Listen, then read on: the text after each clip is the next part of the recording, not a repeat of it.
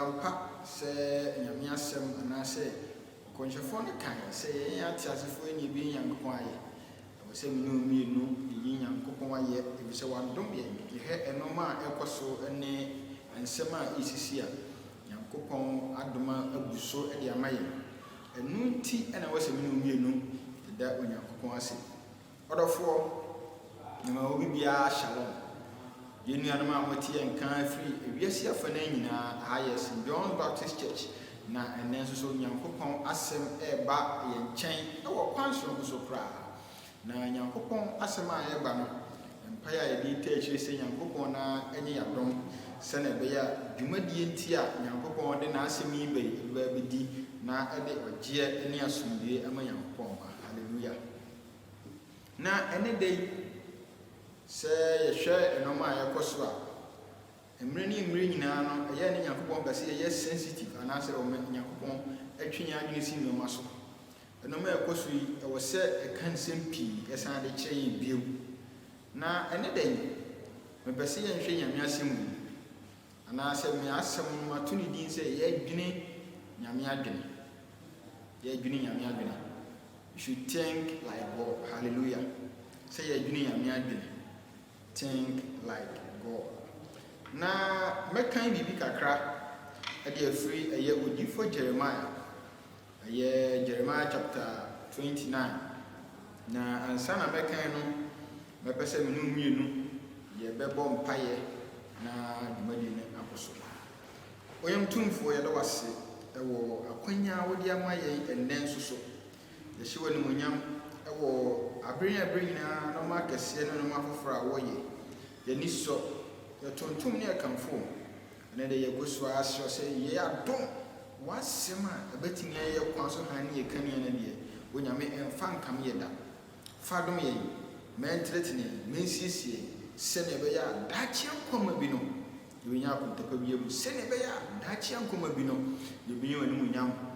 da wase ye tontom ye akamfo ama wiase afana mu nipa nyina enkanka omma a obahweti wiase afana nyina ni da wase wo nida so a ode ama ye ewo Yesu Kristo di adom amen na me fasa konya Yesu so ede nchia kese pa efri ye papa ye Reverend A.A. Vita ho ede ba obi biara nchen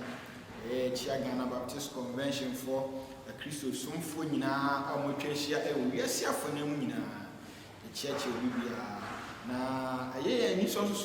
anamo aye nyina yetu se ye huse obia de ne ho agim amunyehia nipa namu no nyame adawro manti no obia eye na afamu de se ne be ya bibia ebeto na akom hallelujah na ene de asem no te se ne medi kan se we say we should think like God na se ye dwuni Nyankopɔn adwene adan kra pontina mafasa to bia na sa de ntikra na mepɛ sɛ yɛka saa nsɛm na sɛ yɛhwɛ saa nsɛm yi sɛ ɔdɔfoɔ yɛhwɛ mmrimpo a yɛwɔ mu yi a ɛne nnɔma a yɛkɔ so a nnɔma yɛhu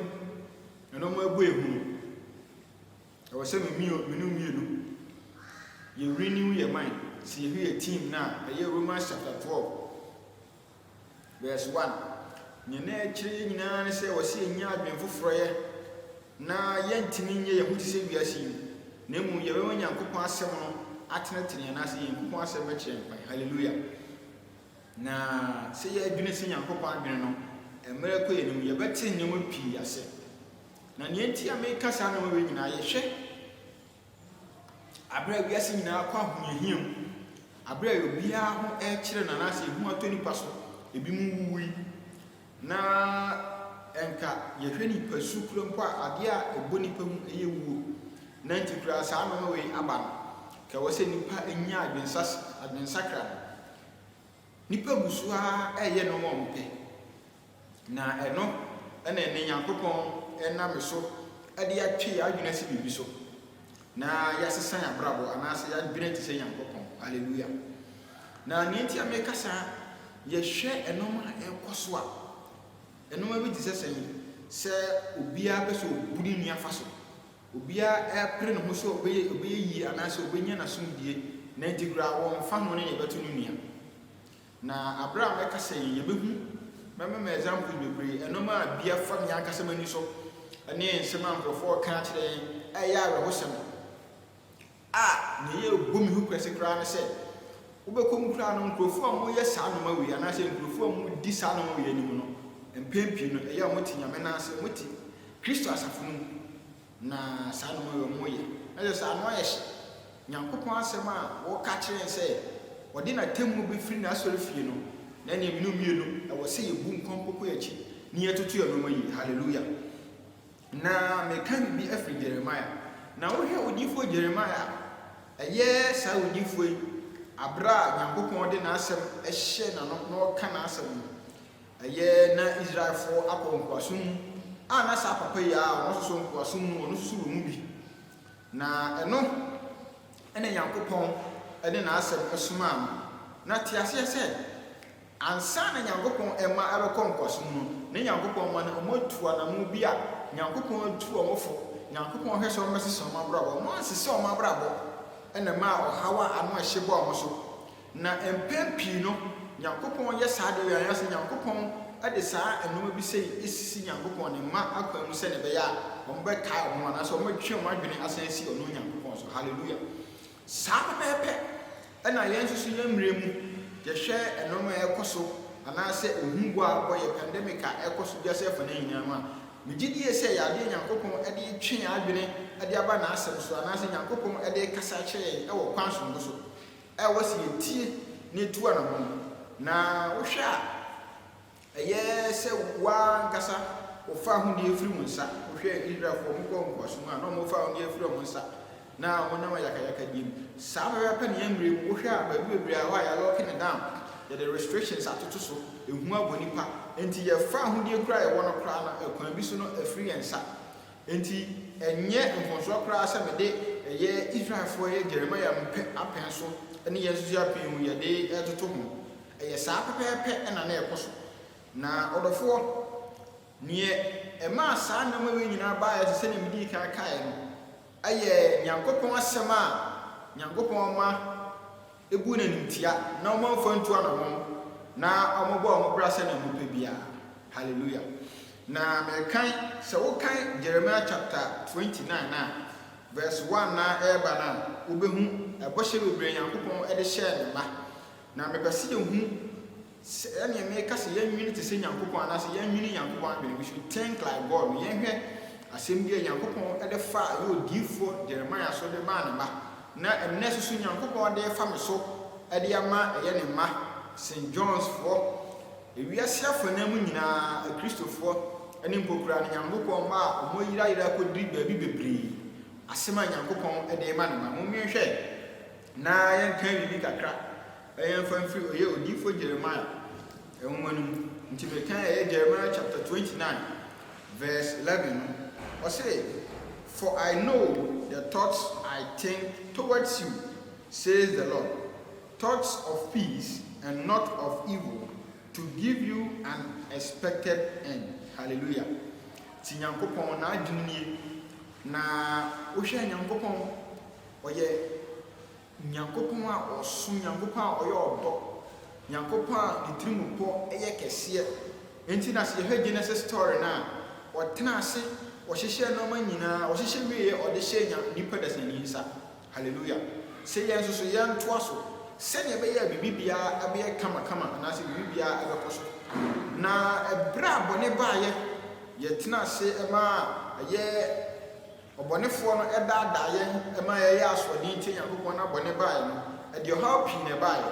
na Nyankopɔn wanyaa ne ma saa ɔfa akwaniasɛ nyinaa so sɛ ɔbɛsan ne ma nyinaa akɔnete hallelujah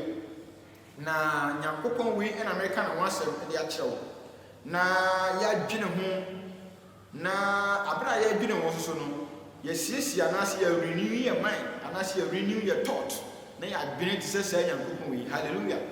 enti Nyankopɔn asɛm a ɔde fa odiifoɔ so a na so ɔde fa me so ɛyɛ me so a megyina ha yɛfrɛ me Amankwa Richmond ɔde fa me so ne sɛ adwene a ɔwɔ de ma wo ɛnyɛ adwenbɔne adwen koraa ɛyɛ adwen papa ɛyɛ adwene a wɔhwehwɛ sɛ ɔde wobɛkɔ awie pa hallelujah na saa adwene wei ne Nyankopɔn ɔwɔ de ma biase da sɛma nyinaa ɛnkanka ne ma ɔmo ayira ɛne mpo ɔmo da ho ɛte ne nan ase. Na wohwɛ Genesis story na abra Nyankopɔn bɔɔ no ma nyinaa wieyɛ ɔde hyɛ nipa nsa no ne Nyankopɔn hwɛ sɛ yɛbɛtoa so na yɛtoa so no so yɛtoa so ne papa mu yɛndwene sɛ Nyankopɔn adwene ɔsɛ na Nyankopɔn abɔ nipa sɛ ne nsɛsoɔ. Hallelujah. Nti no Genesis no 1 and 2 no ɔka yɛ sɛ yɛmmu nipa sɛ yɛn nsɛsoɔ na Nyankopɔn oyi ne tirim kɔ ade kyerɛ odiyifoɔ no ɔma ne hu sɛnea n'adwene anaasɛ ne tirim kɔ sɛ teɛ. Na ɛnɛ da so Nyankopɔn ɛyi ne tirim kɔ de akyerɛ wo sɛ mpo ɛnom ayɛ hu ɛnom ano ayɛ hye no Nyankopɔn kɔ so a ɛyi ne tirim kɔ de kyerɛ no. Hallelujah. Adwene a wɔdwene de ma yɛ no ɛyɛ adwene papa ɛnyɛ adwene bɔne. Hallelujah. Na yɛhwɛ no ma yɛkɔ so a memma wɔn fatɔn bɛyɛ mmienu ɛnkyɛ pii bɛyɛ na wɔtwe bɛyɛ mmienu anaasɛ na wɔtwe atwa mu na yɛsɛ recruitment yɛ biem memma wɔ example mmienu bi na bie mu no sɛ yɛhwɛ a na system no ɛwɔ fam kakra nti no na wɔpɛ sɛ wɔaccess website na ɛma na ɛduru baabi a yɛtumi access yɛ no na sɛ wohwɛ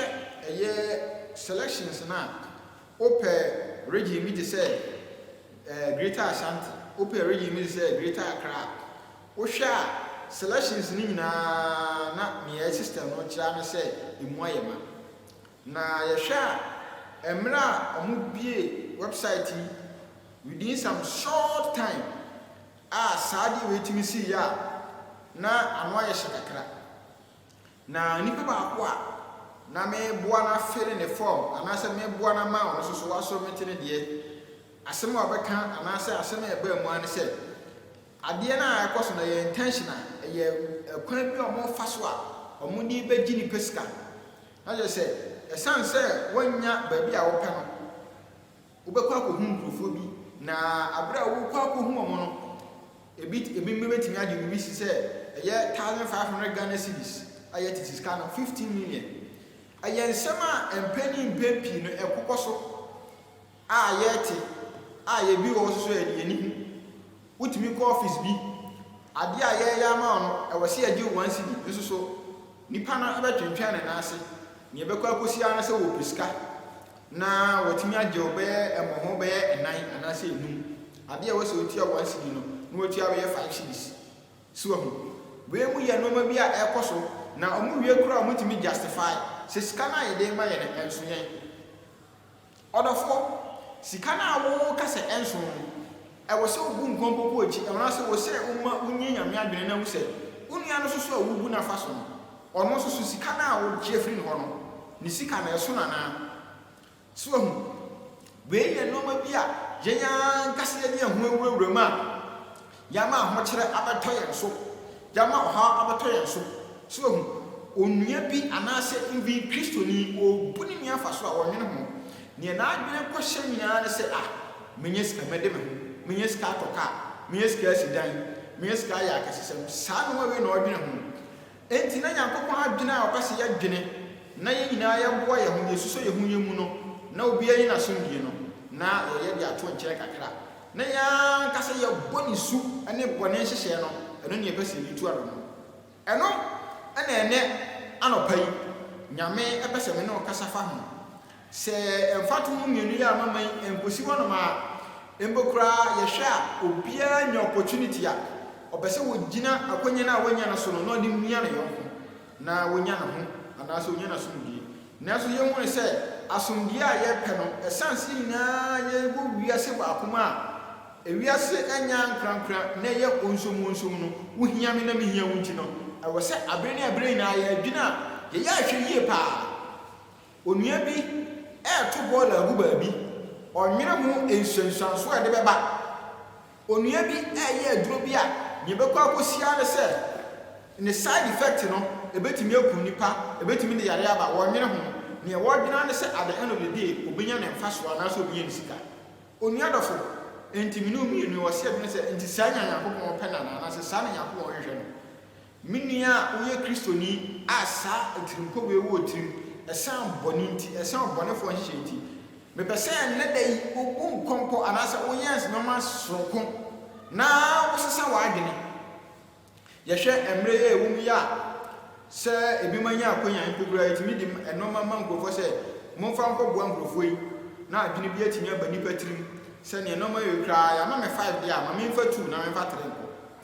enti saa no ma we ya wo ye ebetimi di asombi aba na ɛna sɛ nya ho tirim pɔ saa na tie menyi ni sɛ saa na tie nya me tirim pɔ ɛnte saa nyankopɔn ɔhwehwɛ sɛ abre ne abre nyina asomdie bɛtena wo nyankopɔn wɔde na asomdie agyaye nia kan sɛ menum mienu yɛbɛtu ho anamɔ anasa nia kan sɛ menum mienu asomdie asɛm na nyankopɔn de amaye no yɛde tu anamɔ ne nyankopɔn anim nyam ayɛ kɛse hallelujah enti nyankopɔn ɔbɛnam nipa so ɛna de aboa na sɛ ɔbɛyɛ ne noma ɛwɔ asase so na nyankopɔn de akonya ne ma wo na saa noma no wɔntimi amfa ngu akwan ne wɔmfa nibra ne aniɛden ɛne ɔdɔ anyɛ de a ne onua dɔfo hu sɛ asomnyɛ kɛse bi da so sɛnea wohɛ Jeremia nyankopɔn nam so kasa ya ne nyankopɔn ma Israelfoɔ akonya kɛseɛ sɛnka wɔ nam mo so na ɔde aka nipa nyinaa ba ne nkyɛn ɛso den ne kosi yɛ abra nyankopɔn ɛhwɛ sɛ ɔno kasa aba build bridges no na Israelfoɔ de ɛbo ɔno mo build na ɔmo pɛsɛ wiase nyinaa ho sɛ ɔmo yɛ special na nso so ɔmo twetwa mo afiri nipa saa bɛpɛ ɛna meso minu mienu ɛne da yɛgu so akonya nyame de ama yɛ nyame ayɛ DC nyame ayɛ adwuma mu panyini bi nyame ayɛ ɔsɔfo panyini bi nyame de nipa bi ahyɛ wɔn nsa wama ho nimdie wama ho resources a wohia nyinaa wama ho sika wama ho nipa a wɔsɛ ɔde boa ma asomdie ba no onyɛ ne saa na nipa su ani bɔne su na wama bɔnefo afɔ adwene nyinaa ɛna wɔyɛ ne ɔpɛ na ɔdɔfo ne wɔsɛ ohu na wɔsɛ ɔma ne bo hu ne sɛ bibia ɛwɔ ne mmerɛ anaasɛ bibia ɛwɔ na wieyɛ akonya na wɔnya no na wieyɛ bɛba na wieyɛ no ba asɛm bɛn na wokɔka wɔ ho anaasɛ akonta bɛn na wokɔ enti bi ne adɔfo ɛwɔ sɛ mene umienu yɛhwɛ no ɛwɔ saa ɛkwan no so sɛnea ɛbɛyɛ a ɛde animonyam hyɛ ɛbɛba onyankopɔn hallelujah embokura no bu hɔ no ma ohun ne wo sɛ akonya a wɔnya anaasɛ na muntu a wɔdu ne nyinaa no ɛyɛ ɔno a ne nyansa ɔno a na ho ɔde ɔno a ne nimdie na wɔde anya na ɛwɔ sɛ ohun ne sɛ ɛyɛ Yesu Kristo ɛna bibibia no ho a wayɛ ama no ɔno a ne pɛ ɛde frɛ wo ɛna ɔma wɔ akonya bɔne ɛne esu bia na wɔn bia no ɔde kyɛ wo na ɔteɛ wo ho ɛwɔ kwan so na ɔsiesie wo sɛ ɔde ma no nepa na sɛ wɔsiesie wɔ saa kwan no so a ɛwɔ sɛ wo nso so abra a ɔde wo bɔne akyɛ wo anaasɛ abra a bɔne su a ano ɛhye ɛda wo so a Nyankopɔn ɛde afiri no ɛwɔ sɛ wo nso so abere ne abere nyinaa saa asɛm yi ɛda wɔ akoma so so ahu nti sɛ ɛhwɛ Nyankopɔn asɛm a ɔma yɛte aseɛ John ɛkyerɛ yɛ nɔma akɛseɛ bi paa ɛfa Nyankopɔn ho ɔma yɛhu sɛ sɛnea Nyankopɔn sɛ dɔ wiase nie no sɛ ɔde ne dɔpa korɔ ɛde dom yɛn sɛ obi biara ɔbɛgyina gyina wanyera obi ɛyɛ Yohane nsɛmpa etiri mmiɛnsa etiri dunsia na yɛhu saa nsɛm wei Nyankopɔn ɛdɔ yɛn na ɔdɔ no ɔde dɔ yɛn no ɔde yɛaka nyinaa kyɛ yɛn nti abra ɔde yɛaka kyɛ yɛn no afrɛ yɛn no ɛwɔ sɛ saa deɛ ma no som bɔ ma yɛn na abere ne abere nyinaa saa adwene Nyankopɔn adwene yɛn yɛde saa pɛpɛɛpɛ ɛne anuanom nante ɔdɔfoɔ nneɛma mekasa ɛyɛ tenten nneɛma nɔma ɛbɔ me hu ne sɛ Nyankopɔn nhyehyɛ wɔ sɛ ɔyɛ bia wayɛ dada mbokura no wu a wɔsɛ ɛbɔ yɛ hu no wɔyɛ ho adwuma dada ɛni nti na Yesu Kristo aburo wu yɛ ɔsɔreɛ na n'asɛm ame ate ase anaasɛ wɔn yɛ bɔhyɛ wɔn sɛ ɛsan sɛ ɔyɛ owuo ne ɔsɔreɛ ewura ne nti no wosusu gye ne bi a wu a bɛsɔre saa deɛ wei ɛyɛ ultimate thing a wɔyɛɛyɛ na saa no wei a wɔyɛ yɛka a yɛde abosomsom a yɛkɔɔ mu bɔne so yɛkɔɔ mu wɔatɔ yɛ abɔden wɔmfa yɛn mfonsoɔ ne yɛn di ɔde akyɛn saa pɛpɛpɛ ɛna saa no wei ɛwɔ sɛ da wakoma pono so na ahyɛ ase sɛ ɔde ntu anamɔ ɛne wo nua ɛni ne yie asomdue Nyankopɔn de adom no ɔne wo nua so ɛnkyɛ sɛ yareɛ bɛku yɛn sɛ ɔha bɛbɛ yɛn so a na yɛ nneɛmea mene mmienu yɛn hyehyɛeɛ asɔden a yɛayɛ atie Nyankopɔn bɔnesu a yɛama na fa yɛ adwene mu nomu ɛne anamontu a yɛankasa yɛpɛ sɛ yɛtu no wɔ yɛ kwan so ɛno ɛna mɛma ɔhaw ne amanneɛ kɛseɛ de ato yɛn so. Nti onuanafoɔ ɛnɛ anɔpa yi nea mebɛ sɛ wɔte aseɛ no sɛ Nyankopɔn wabɔ yɛ koko bebree ne yɛhia biara nso wayɛ ama yɛn ɛfiri sɛ asɛm a ɔka kyerɛ yɛn aberɛ a ɔbɔɔ wiase no ɔma nyinaa wie no hu sɛ ɛyɛ ɔkaa sɛ ɛyɛ wie no na ɔde hyɛ nnipa nsa. Nti sɛ abrabɔ aka yi sɛ yɛn nyinaa bɛnya asomdwoe wɔ mu yɛn nyinaa bɛnya ahotɔ wɔ mu yɛn nyinaa ho bɛtumi adwee a ɛwɔ sɛ me ne wo mmienu ɛnoma na Nyankopɔn de ahyɛ yɛn nsa no yɛyɛ ne pɛpɛɛpɛ. Ɛni kwan sɛ wɔyɛ adwene mu sɛ yɛsisi yɛn nua ne yɛnyɛ yɛn ho. Ɛni kwan sɛ wɔyɛ adwene mu sɛ ɛyɛ de bia yɛ ama yɛn nti no mede tietie nnipa fa ahoni so. Na mmom no yɛbrɛ yɛn ho ase te sɛ Yesu Kristo a wɔyɛ Nyankopɔn prɛko pɛ na ɔbɛfa akwate bi ade to no so na ɔwudi maa yɛn na abro wu no sɔre yɛ no yɛma ne din so ɛsen edin biara so. Nti sɛ yɛbɔ Yesu Kristo din a kotodwe nyinaa edin nyinaa abosom nyinaa bibi biara ɛbrɛ wɔn ase. Yei ɛne ahwɛsodeɛ a anaasɛ illustration nhwɛsodeɛ a Yesu Kristo din ma yɛn abra yama yɛtumi anaasɛ yama yɛn kwanyam yɛ osi yɛn hu sɛ yɛ ɔsom ɛne Nyankopɔn de ahyɛ yɛn nsa yɛn nso nsom yɛn ho ɛwɔ ahobraseɛ kwan so ɛwɔ ɔdɔ kwan so so ɛnkanka mekasa yi ɛkɔma akristofoɔ yɛn a yɛwɔ positions so yɛn a yɛwɔ political positions so yɛn a yɛhwɛ socio-economical issues a ɛwɔ wiase mu anaasɛ ɔman mu no so yɛn a positions biara no wɔ sɛ bɔmmɔdea ne adwene Nyankopɔn adwene Nyankopɔn de bɔɔ wiase ɔde Yesu Kristo ba de maa yɛn ɔbɛwu de gye yɛn nkwa na wɔkasa kyerɛ Jeremia sɛ adwene a wɔde ma yɛn ɛnyɛ bɔne adwene ɛyɛ adwene papa sɛ ɔbɛma awie pa no saa pɛpɛɛpɛ na yɛmfa saa adwene wei ntu anammɔn na yɛnso yɛn ho yɛ mu sɛne ɛbɛyɛ a biribi biara mpo abrɛ a no mama yɛhyɛ no sɛ medwene ho na sɛ metɔn adeɛ ama wa membu ɛma ɔdadwene na nyɛ kɛseɛ sɛ medwene ho a na sɛ mepɛ ɛnsoano de aba a menhwɛ sɛ adeɛ no de de ne madwo ho sika nyinaa. Enti I want to take this opportunity and then speak to all institutions, all stakeholders, all people who have the capacity to help in this pandemic. What I want to say is, in as much as you have the capacity, you have the resources to provide any equipment, any medicinal help, what you need to bear in mind is that you need to have the mind of God. Hallelujah. You need to have the mind of God. Anything apart from the mind of God is going to be a disaster. Hallelujah. It doesn't matter the kind of profit you are going to make. It doesn't matter the kind of fame you are going to make. If your intentions are not right, if you do not connect your intentions to that of God, it is going to be a disaster. What are you going to tell your maker at the end of the day? Brethren, I am beseeching you. I am beseeching everyone, every individual, that we will heed to the word of God, we will move with it, we will live by it, and then make it practical. Let us help each one. Let us be our brother's keeper, so that the mandate that God gave us, that we should subdue the earth, we should be progressive creators, we can pursue this course, and then at the end of the day, the peace that the Lord left with us can reign. We can testify to the fact that indeed there is peace. May God bless us. May God grant unto us the strength. May God grant unto us the spirit that we can stand with his mind. And then we pursue everything to his glory.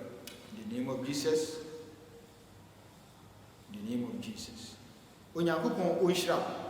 Onyankopon anya okese se wati asemi no ahya ase so de betu ano. Nyame ade hye. Ye mompai. Samre me bese obubu akoma. Na odwene sa asemi hu na asere Nyankopon se omwa se wa mwa wa wontimi nye na wo siesie akoma. Akoma no mu na noma akoma mu siesie akoma mu na noma nyina firi ba bone papa se wa ngasa wo dwirim nya ho bone se wo pa wo nyina akoma mu na bibia firi ba ompai se rani siesie akoma. Pray that the Lord will guard your heart, prepare your heart, use your heart, mold and shape your heart in the name of Jesus. Onyame da wase hye odi no se wodi nkunim woni monyama abuso no aso yenso e wo Yesu Kristo din ene bompan amen. Odofo da wase Nyankopon hyira so watie yen Higher St. John's Baptist Church me den chia kese pa biem efiri ya papa nchen ne brawo ya papa Reverend Ebite si o chi obi bia nkanka na asafo ma busu aka ubia e wo mpaibom emre ti sesei odofo enhyehye bia e dia gu akwam e ya asafo e yo man Ghana ban the president ene na pamfo dia gu akwam nyina ye hwese e bidi so na afesu nyame asem no me gidi esense hye mo dia gu akwam nyina na nyame asem so bebepe bo modia so se ubedi so Nyankopon ena di omosi wo no nti na mu akohia se omo so no omo hwe asodi edom so na omo di bibia gu akwam bebepe ebi se omo begu hu akonta nti ye hwe se ye nyina eye adu bebepe Nyankopon ni munyam aye kese. Ago, good people of Ghana. Here are some safety measures on prevention of coronavirus.